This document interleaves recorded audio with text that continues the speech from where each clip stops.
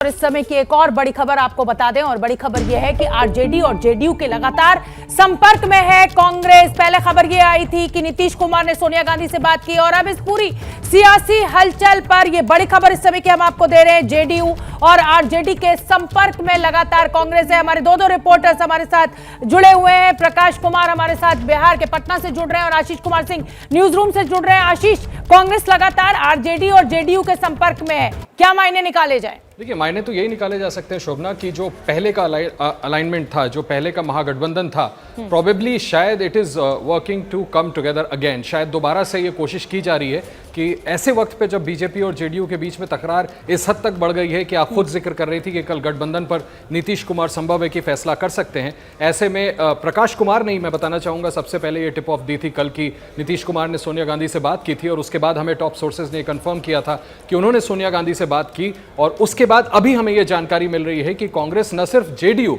बल्कि आरजेडी के भी संपर्क में लगातार बनी हुई है। अब सिर्फ देखना यह बड़ा दिलचस्प होने वाला है कि नीतीश कुमार अपने विधायकों को इकट्ठा रख पाते हैं कि नहीं। मुझे लगता है उस बेसिस पे ही महागठबंधन का भविष्य तय होगा। लेकिन आशीष, एक छोटा सा सवाल और मैं लेना चाहूंगी, और क्योंकि मैं कांग्रेस के विकल्प की अगर बात करूं, आरजेडी और जेडीयू के संपर्क में जरूर है, लेकिन कांग्रेस के पास सिर्फ 19 विधायकों का आंकड़ा है। ऐसे में कांग्रेस के पास कोई विकल्प नहीं है सटने के अलावा, तो क्या इसी कोशिश के रूप में इस बातचीत को देखा जाना चाहिए या आरजेडी और जेडीयू की घनिष्ठता बढ़ाने का काम कांग्रेस इस समय कर रही है? देखिए, निश्चित तौर पर यह पॉलिटिकल ऑब्जर्वेशन सही है, लेकिन अभी जो मौजूदा समीकरण है हमको शोभना उसमें यह देखना पड़ेगा कि गरज कांग्रेस से ज्यादा नीतीश कुमार की नजर आ रही है। आखिर क्या वजह है कि नीतीश कुमार ने सोनिया गांधी को संपर्क किया और सिर्फ 19 विधायकों वाली पार्टी ने नीतीश कुमार को संपर्क नहीं किया? मुझे लगता है कि पॉलिटिकल जरूरत अभी नीतीश कुमार की ज्यादा है, उनको फैसला करना। और मैं फिर दोहरा दूं कि यह देखना बड़ा दिलचस्प होगा कि नीतीश कुमार अपने विधायकों को इकट्ठा रख पाते हैं कि नहीं, क्योंकि यह थ्रेट बहुत ज्यादा है कि कहीं ऐसा ना हो कि आरसीपी सिंह ठीक महाराष्ट्र की तरह उनके ज्यादातर विधायकों को तोड़ने में कामयाब हो जाए। ठीक है, मैं अब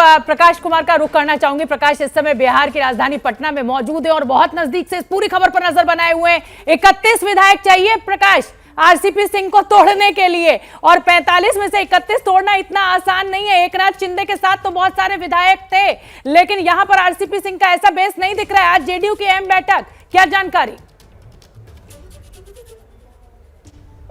शोभना, मैं इस वक्त बिहार विधानसभा के ठीक सामने में खड़ा हूं और आपसे बात कर रहा हूं, क्योंकि हर किसी की निगाह कुछ देर में यही होने वाली है। कुछ दिनों तक यहां हलचल रहेगी अगर नीतीश कुमार बीजेपी के साथ गठबंधन तोड़ लेते हैं तो, जिसके बारे में बताया जा रहा है कि औपचारिक ऐलान होगा। जहां तक आरसीपी सिंह की बात है तो आरसीपी सिंह ही बलि का बकरा बनने वाले हैं, क्योंकि उनके आज जो विजय चौधरी ने जो बयान आपने थोड़ी देर पहले सुनाया दर्शकों को, उसमें वो ये साफ कह रहे हैं कि आरसीपी सिंह से जुड़े हुए जो लोग थे, जो उनके संपर्क में थे और जो अभी भी संपर्क में हैं, वो क्या बातचीत कर रहे हैं।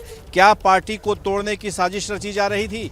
किसका उन्होंने इशारा राष्ट्रीय अध्यक्ष जो ललन सिंह है उन्होंने कल ही कर दिया था कि चिराग मॉडल को लागू करने की कोशिश की जा रही थी, जेडीयू को तोड़ने की साजिश की जा रही थी।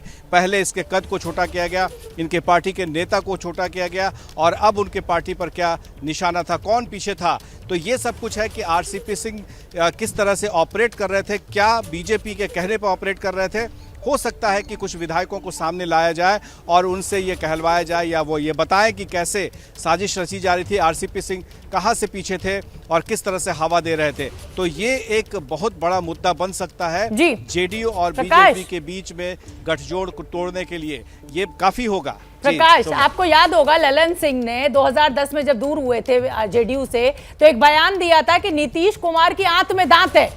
ये ललन सिंह का स्टेटमेंट था और ये कहा भी जाता है नीतीश बाबू के लिए कि वो कब किस करवट बैठेंगे ये किसी को उनके खुद के साये को पता नहीं चलता है। ऐसे में क्या कुछ पक रहा है? क्योंकि अब अगर हम सारे सियासी समीकरण को देखें तो नीतीश कुमार के पास सिर्फ 2 ही विकल्प हैं, या तो वो एनडीए में बने रहें और या फिर वो आरजेडी के साथ चले जाएं। आप वहां पर क्योंकि जमीन पर मौजूद हैं, आपको क्या लग रहा है, कौन सा विकल्प ज्यादा आप पकते हुए देख रहे हैं?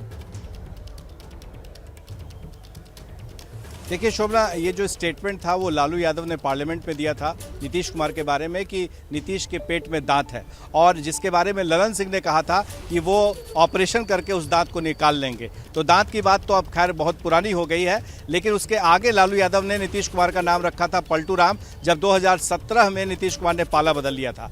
अब मुश्किल यही है नीतीश कुमार के सामने कि अगर यह नाम चस्पा हुआ है उनके ऊपर पलटू राम का, तो क्या नीतीश कुमार ठीक उसी तरह से पलटी मारेंगे जैसे 2017 में या फिर 2013 में जब वो बीजेपी से अलग हुए थे तो उस वक्त क्या हुआ था, उन्होंने अपने बीजेपी के मंत्रियों को डिसमिस कर दिया था, बर्खास्त कर दिया था। तो ये सारी बातें तो अपनी जगह है कि वो क्या रास्ता अपनाते हैं, लेकिन पहले यह देखना होगा कि नीतीश कुमार बीजेपी के साथ गठबंधन तोड़ने के लिए क्या बहाना लाते हैं, क्या उनके सामने में चुनौती है, कैसे वो बता पाएंगे, समर्थकों को समझा पाएंगे, विधायकों को बता पाएंगे कि उनकी पार्टी के ऊपर कितना बड़ा खतरा था। बड़ी आबादी ये हैं शर्मा जी, जो रात का खाना और देश दुनिया की सुर्खियां दोनों लेते हैं सुमित अवस्थी के साथ। अब ये हैं इनके पड़ोसी बनर्जी साहब। मिष्टी दोई खाते खाते पूरा बंगाल जान लेते हैं सुमन दे के साथ। इनकी तरह आप भी देखें अपने फेवरेट न्यूज एंकर को एक ही ऐप पर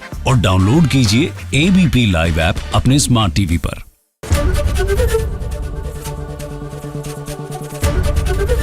ABP न्यूज आपको रखे आगे।